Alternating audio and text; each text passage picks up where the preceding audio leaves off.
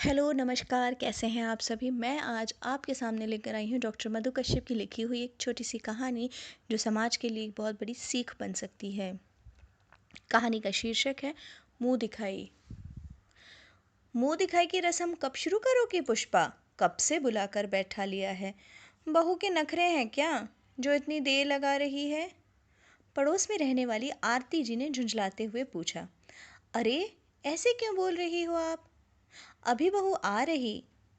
तब तक तुम नाश्ता पानी तो करो। सब कर लिया। अच्छा, यही बता दे क्या क्या लाई बहू दहेज में। हाँ भाई, बताओ बताओ, हमें भी जानना है। सभी औरतें एक साथ बोल पड़ी। ऐसा लग रहा है तुम लोगों को बहू से ज़्यादा दहेज जानने की इच्छा है, पुष्पा जी ने ताना मारते हुए कहा। अरे नहीं नहीं, कब से बैठे हैं बहू का इंतज़ार कर रहे हैं, तो सोचा यही पूछ लें। लो, बहू आ गई। सभी औरतें उत्सुक होकर उधर देखने लगी।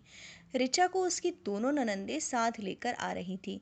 दोनों ऋचा को वहां बिठाकर बगल में खड़ी हो गई। आरती, पहले तुम ही देख लो, बहुत इंतज़ार किया तुमने।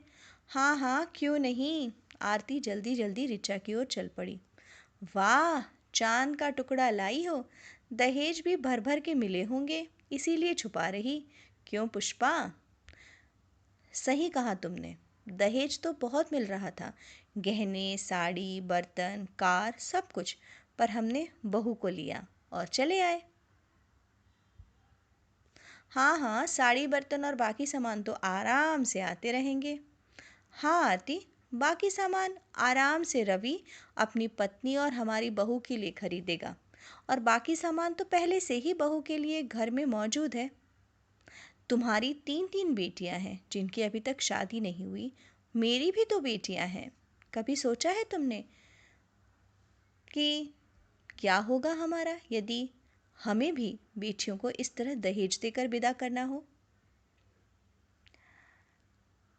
समाज इन्हीं बातों से बनता है और समाज की सोच हमसे बनती है।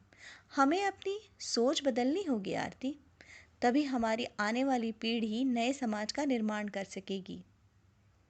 घूंघट में बैठी ऋचा अपनी सास के खुले विचारों और खुद को इस घर की बहू बनकर नाज कर रही थी। दोस्तों, ये बहुत छोटी सी कहानी थी जो डॉक्टर मधु कश्यप ने लिखी थी, लेकिन बहुत बड़ी बात है। आज भी हमारे समाज में दहेज का आदान प्रदान हो रहा है और कब तक ये सिलसिला जारी रहेगा ये हम पर है। यदि हम आज से ही ये तय कर लें कि ना ही हम दहेज मांगेंगे, ना ही हम दहेज लेंगे, ना देंगे, तो ये सिलसिला यहीं थम जाएगा। चलिए, तो मिलती हूँ एक नई कहानी के साथ। तब तक खुश रहिए, एंजॉय कीजिए। Please subscribe this channel and please press the bell icon. Bye.